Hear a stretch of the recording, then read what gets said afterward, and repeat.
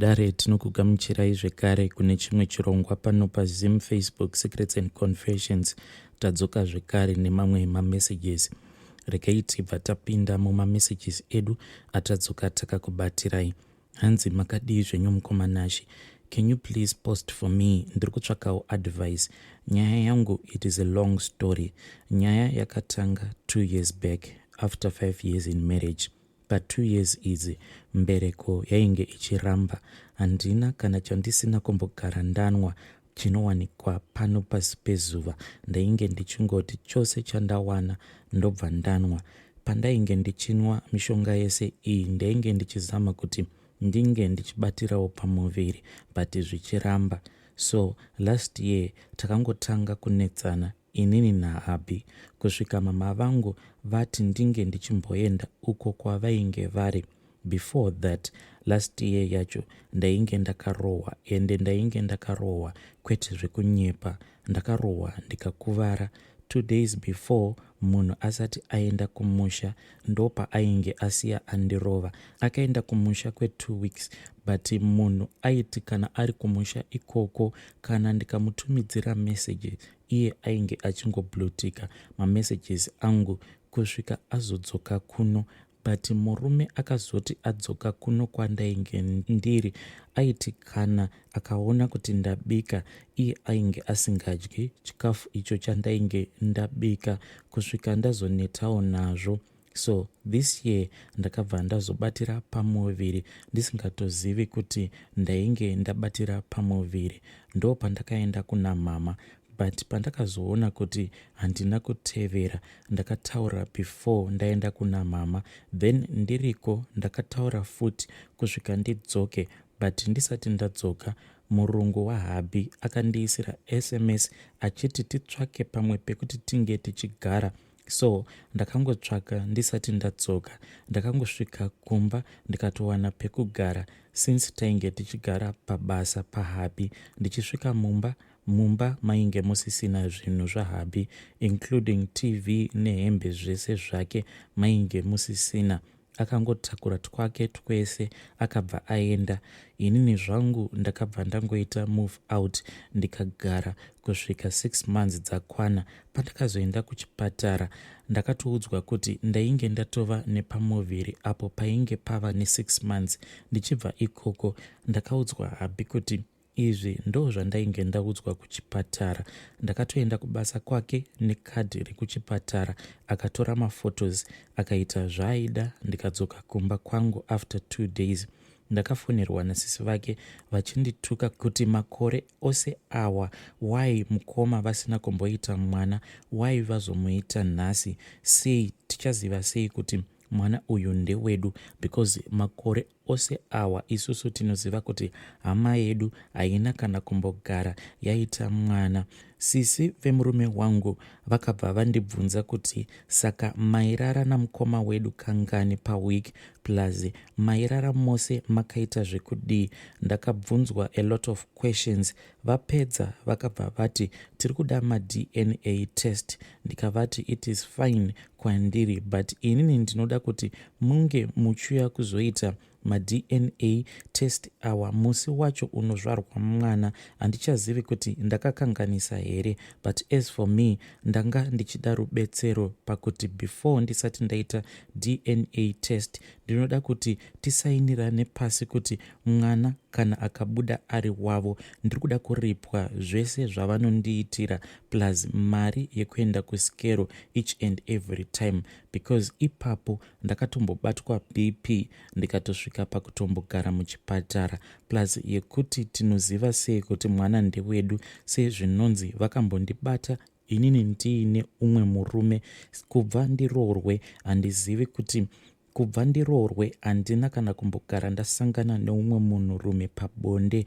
Handizivi kuti ndingabatsirikana sei, asi mumwoyo mangu mune bundo mukoma. Handidi kunyepa kuti after that ndairohwa kuti why ndisingazvari. Now ndazvara, mwana avapo, vava kuti mwana uyu haasi wavo, why since ndava pedo nekubatsirwa ndafungawo kuti ndinge ndichimbovanzwisawo pain iyo yavakandinzwisa. As for me naHabi takatosiyana muna March. Vedare ndo message yandakatumidzirwa nemwanasikana uyu. Zvimwe zvinhu zvacho zvinorwadza. Hanzi kosei makore ose awa hanzvadzi yedu isina kana kumbogara yabata mwana, ende tinoda kuziva kuti mainge muchiita bonde kangani, ende bonde racho mainge muchiriita sei. Nditete avo vainge vachibvunza muroora mibvunzo yakadaro. Zvimwe zvinhu zvacho so zvakangooma hazvo veduwe. Regai tibva taenda panyedu inotevera. Nyedu inotevera yakamira sekudai so. Hanzi makadii zvenyu mukomanashi? Inini ndiri musikana ane makore 29 ekuberekwa. Mumba medu inini ndakangozvarwa ndiri ndega.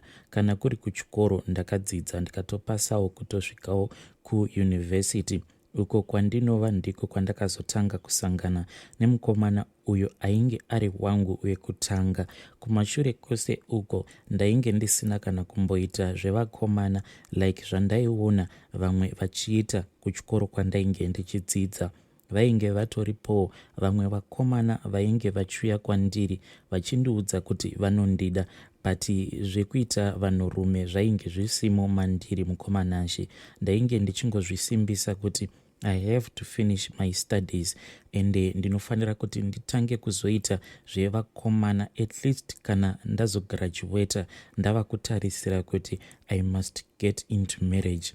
Ndaitoseka dzimwe shamwari dzangu dzichitondiudza kuti dzainge dzava kutotanga kutoita zvekutosangana nevakomana pabonde. Vamwe vakatotanga kutomitiswa patainge tichiri kuform 4, vamwe havana kana kuzotombokwanisa kana kuzotonyora form 4 yacho. Saka inini pandakazokwanisa kutosvikawo kuuniversity ndakabva ndatoona kuti ndainge ndakaita zvinhu zviri right. Ndainge ndichigara neumwe musikana uyo akazova shamwari yangu. Hapana zvatainge tisingaudzani panyaya dzevakomana. Ndichitanga kudanana nemukomana uyu ainge ari munhu anozvishandira achigara munzvimbo imomo mandainge ndichidzidza. Mukomana uyu aiva munhu ainge achitozvishandira, and he was someone who was really responsible. Ndaimuda mukomana wangu uyu.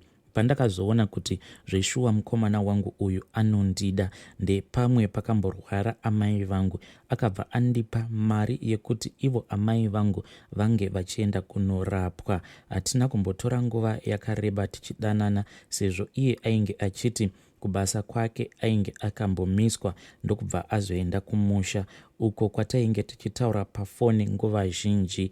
Asi kubva zvaakazoenda kumusha mukoma ndakabva ndatanga kufurirwa neshamwari yangu, ende sezvo ndainge ndava munhu wekuti ndainge ndadananawo nemunhurume, ndainge ndava kuziva kuti when you are in a relationship with someone, murume anombopotawo achikupa mari. Saka ndaiti kana ndikangoona kuti mupesi mangu munenge musina kana $, kana ndikaonawo shamwari yangu kana kumunzwa achitaura nevakomana vake avo vaainge achitaura navo pafoni, inini ndaibva ndatonzwawo mwoyo wangu uchishuvira kuti izvezvizvi dai mukomana wangu anga ari padhuze, handiti izvezvizvi ndingadai ndamukumbirawo chakati nechakati. Shamwari yangu mukoma akabva atanga kundipfurira kuti ndinge ndichidanana neumwe mukomana.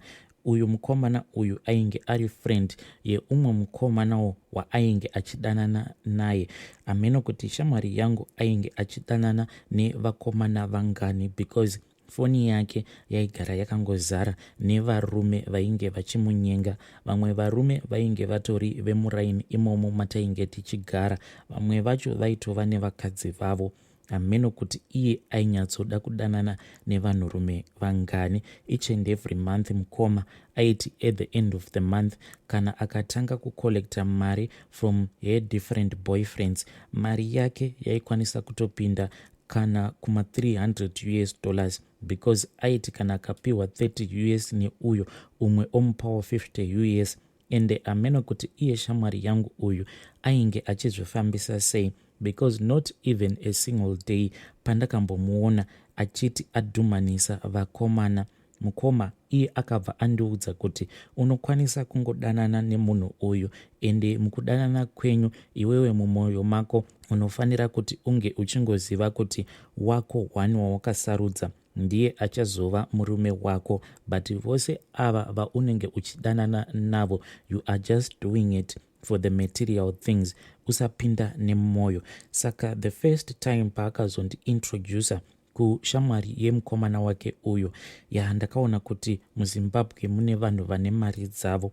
I never expected kuti muZimbabwe mune vanhu vane mari dzavo, sezvo inini ndainge ndichingozivawo kungotambura, and even my boyfriend kunyange ainge ari munhu ainge achizvishandira, but izvo zvekuti aikwanisa kuzotenga motikari within a few years rainge ritori drama. Saka the first time murume uyu paakauya kuzondikolekta kumba uko kwatainge tichirenta inini neshamwari yangu, he took me ndokubva azoenda neni out, and takaenda out kune dzimwe nzvimbo dzekuti I never thought kuti ndingazoendeswawo kwakadaro. Taenda kuya mukoma, I enjoyed so much, and at that time ndainge ndichingoshandisawo kafoni kemhanga-mhanga, ndokubva azondipa imwe phone because he had 2 phones on him. Ndokubva angondipa imwe phone yake akati ndichazokutengera imwe phone. Mukoma, I was really happy because ndainge ndisingambofungiri kuti ininiwo ndingatoshandisawo iPhone, but from that time ndo phone yangu yandainge ndava kushandisa. Ndakadanana nemurume uya kwemamonths, and aiva munhu wekuti he never even bothered kuti kana akandifonera kana foni yangu ikaripota kuti ndainge ndiri pacall neumwe munhu sezviya zvinoita WhatsApp, he would never ask me kuti ndinenge ndichitaura nani paWhatsApp call ipapo. Sometimes mukomana wangu wekumusha anenge andifonera, me and my boyfriend uya wekumusha ipapo our love was still burning. Ndainge ndichitotiwo kana ndikapiwawo mari ndikanzi mari iyi enda unotenga chakati, mukomana wangu maybe at that time anenge achitondichemerawo achiti kuno kubhebi zvinhu zvakasunga, so I would then sacrifice kuti ndinge ndichimutumidzira mari. Asi mukoma chakazoitika ndechekuti murume uya one day akazongouya ndokubva azongondikolekta. Andikolekta kudaro takabva taenda kumwe kwaainge achiti ndokumba kwake, but tasvika kuya mukoma ndakabva ndaona kuti pamba apa paita like pasingambogari vanhu, like pamba kana pasingagari vanhu painge pasinga maintainwi, pasingaitwi sei. Ende ndichinopinda pagate I immediately saw kuti pamba panapa apagari vanhu. So how come murume uyu nemari dzose dzaaiti ainge ainadzo, why ainge asingangokwanisi kungotsvakawo munhu anochengeta pamba apa? But iye achitaura neni aitoti pamba ipapo ndipo paanogara. Zvinhu izvozvo zvakandinetsa, but immediately patakapinda payard apa mukoma ndakabva ndaona kuti painge pakapaka motikari dzakanakisisa, as if pamba ipapo painge patori pacar sales.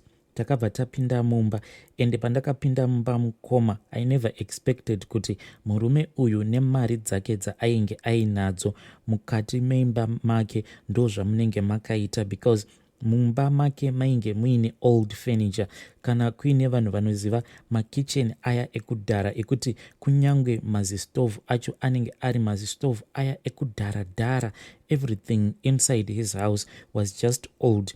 Kunyange patakanopinda mudining mukoma ndakatombotya kuti masofa awa nemasakariro acho aakaita musofa umu mungatadza kubuda kana nyoka here. Everything was just old.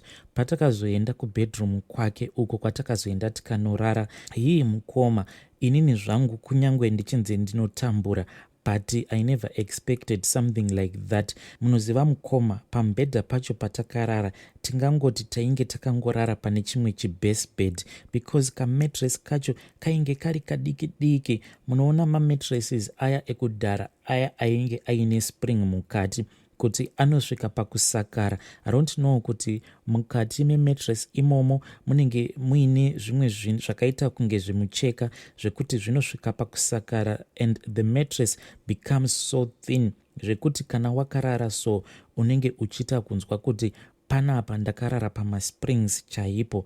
Takarara on that bed even though takazoita bonde, but it was never comfortable at all. Mangwana acho makuseni iye akabva aenda kunogeza ndokubva ambondisiya ndakarara pachimbedha ichocho. I just pretended as if I was still asleep because ndanga ndatoboyekana mukoma. I just wanted to get out of this house. So iye paakaenda kubath, inini ndakabva ndamuka, so ndainyara kuti iye azondiona ndisina kupfeka. I then said, let me try to look for a towel kana kuti something chekuti ndinongozvivhara ndobva ndaendawo kunogeza. Saka pandainge ndava kuda kutsvaka a night gown, ndo pandakabva ndazosangana nemapants mukoma. Mapants iwawo ainge akawanda. I don't know kuti ane business rekufamba achinhonga mapants evanhukadzi kana kuti what the hell does this guy do. I never understood because mapants acho ose mamwe airakidza kuti ainge ari manyowani, mamwe aita like ainge akatonhongwa mudustbin chaimo because anenge atori nekamwe kakala kaya kanorakidza kuti akatombogara munzvimbo mune zvinhu zvainge zvava kuita kakuorera. Mukoma, I just looked at those pants once ndokubva ndanzwa door rekubath rava kuvhurwa and I quickly closed that drawer. Ndikabva ndamhanya ndikabva ndanopinda again mumachira. Iye akabva angopindawo mubedroom. He never suspected everything. Akabva ati ako hausi kuda kugeza here because I am rushing somewhere, because ainge acheti pane umwe munhu waari kuda kuenda kunoita naye meeting kuVic Falls, so he was rushing there. Ndakabva ndamuka paya, then akabva andipa something chekuti ndinge ndichimonera ndokubva ndaenda kubath ndikabva ndageza. But mukoma zvandakasangana nazvo ka, even my friend handina kana kumbogara ndamuudza. On that night pandakaenda kunospenda nemurume uya, I don't know kuti my boyfriend ainge abva kumusha nguvai pakabva patoitika disaster. Apa ainge achindifonera, foni yangu ndainge ndakatoisa pasilent iri kure uko. I didn't even check on my phone. Munhu akati auya achibva kumusha ndokubva auya kuzonditsvaka, ndokubva aona kuti ndainge ndisiko. Apa zvacho zvandainge ndatipirwa nefriend yangu, handina kana kuzombotaura the same statement to my boyfriend. Iniwo handina kuda kuvhura foni yangu pandainge ndichiri nemurume uya. Ndakazotanga kuvhura mawhatsapp messages pandainge ndava ndega. The first message yandakavhura message yainge yabva kumukomana wangu achindibvunza kuti ko uripi, foni yako hausi kubata, ko nhai uripi. Handina kutanga ndavhura machats eshamwari yangu achinditipira zvose zvaainge audza boyfriend yangu. Mukoma, ndakabva ndangotanga kungopindura, ende zvacho zvandainge ndichipindura it was totally different from izvo zvaainge audzwa nefriend yangu. Kubva ipapo mukoma, love yangu nemukomana wangu yangova low. Kubva ipapo haana kana kuzomboya kuzondiona, kana izvezvizvi handizivi kuti ari kugara kupi. Akangondiudza kuti ndakawana basa. Ndakamubvunza kuti kupi, ndokubva angoblutika. Ko uri kugara kupi? Akangoblutika, ende haana kana kuzombogara auya kuzondiona. Mukoma, mubvunzo wangu ndeuyu, ndokontinya here relationship nemurume uyu wandava kudanana naye, oro ndoramba here ndichingonyengerera uyu mukomana wangu asina kana chinhu, yet ari kugara achingondiblutika? Please advise me. Vedare ndo message yandakatumidzirwa ichibva kune mwanasikana uyu ari kuti iye she is studying at a university muZimbabwe. Hanzi idzi ndidzowo dzandakasangana nadzo. If you are currently studying kuvarsity, feel free kuya nenyaya yako timbonzwawo kuti dzamunotsikisa ikoko kuuniversity dzinenge dzakamira sei. Zvakangooma hazvo veduwe. Vedare ndo mamessages andanga ndakakubatirai. Ngatisanganei zvekare mune zvimwe zvirongwa zvinotevera.